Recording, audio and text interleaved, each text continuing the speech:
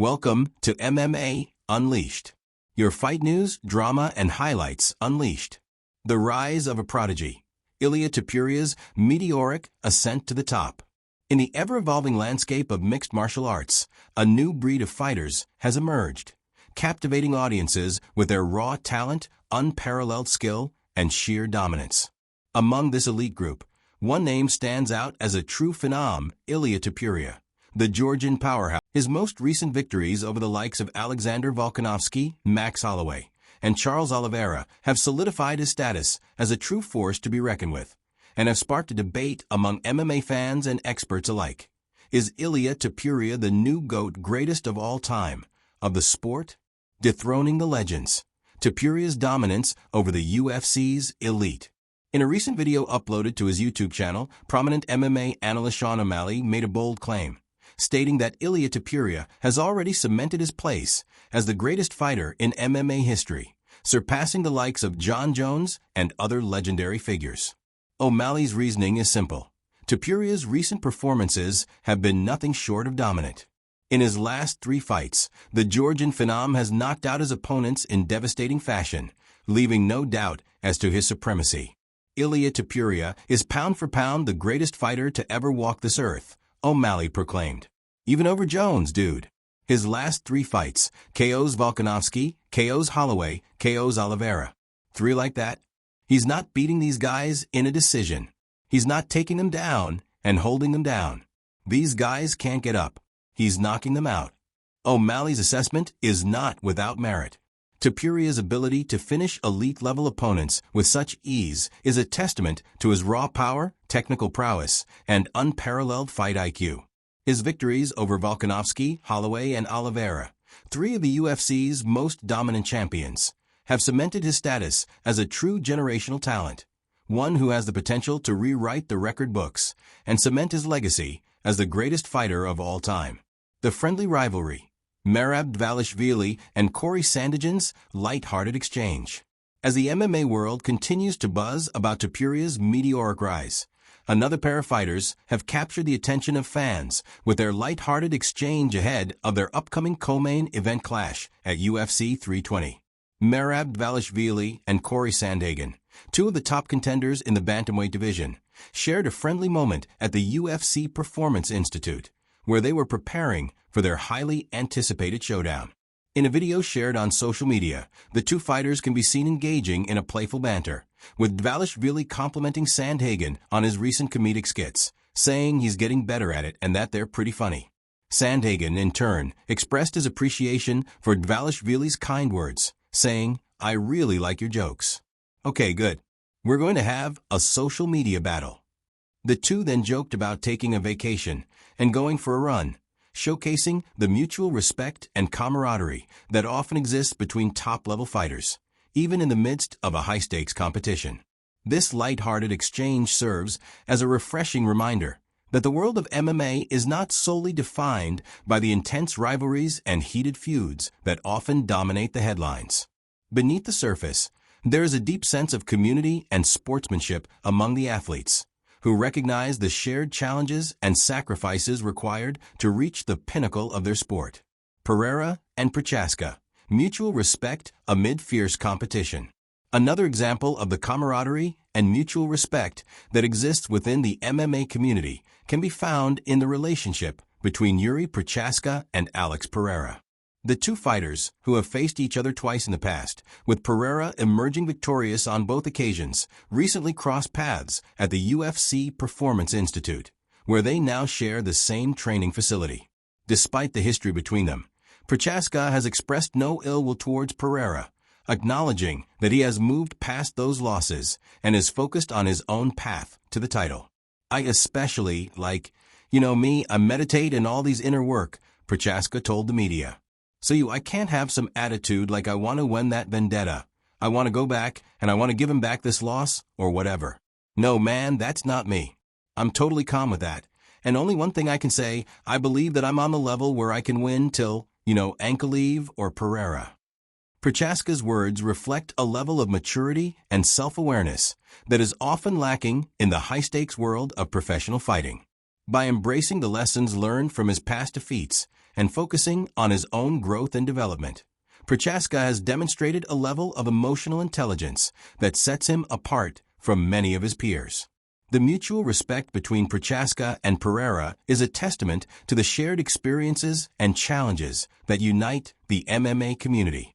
Despite their competitive nature and the intense rivalries that often define the sport, these athletes have found a way to transcend the boundaries of the octagon and forge meaningful connections with one another, a testament to the true spirit of the martial arts.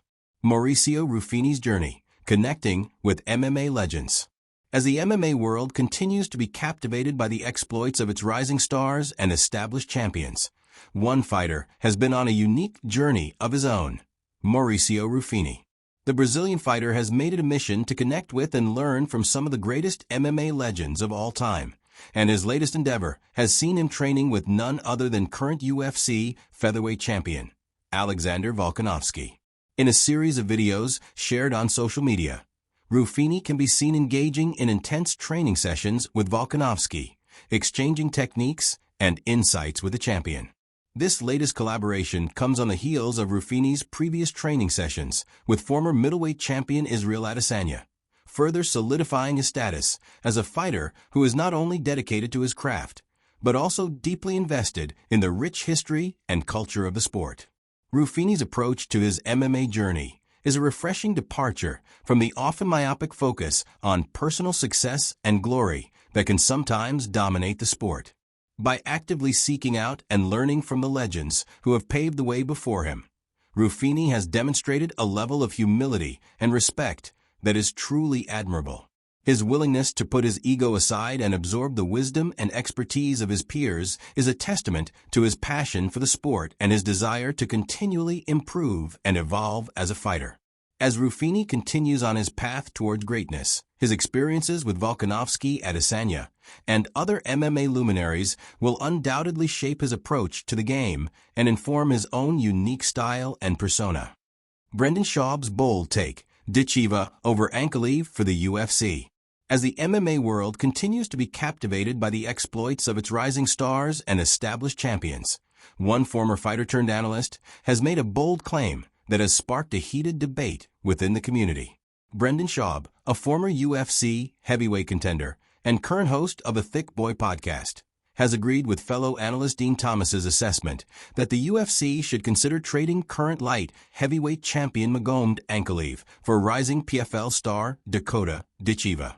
Schaub's reasoning is rooted in the business side of the sport, as he believes that Dichiva's growing popularity and star potential could generate more revenue for the UFC than Ankalaev, who, despite his impressive skills, may lack the marketability and charisma to become a true mainstream draw. A UFC business model now would make more money off Dakota than would Magomed, Schaub said. Matter of fact, Magomed's actually hurting the UFC.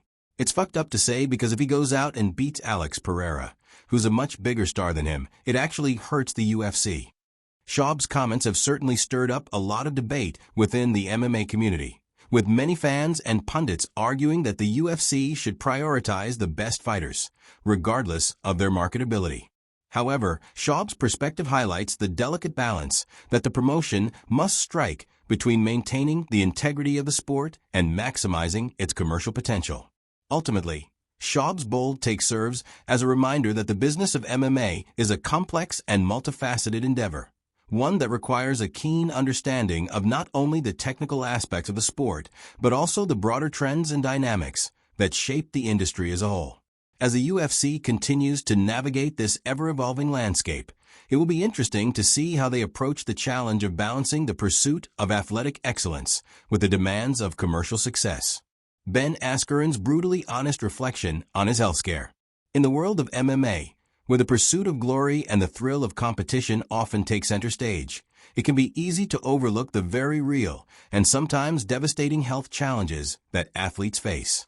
However, former UFC and Bellator champion Ben Askren has recently shed light on the harrowing experience he endured, one that nearly cost him his life and has forever changed his perspective on the sport he loves.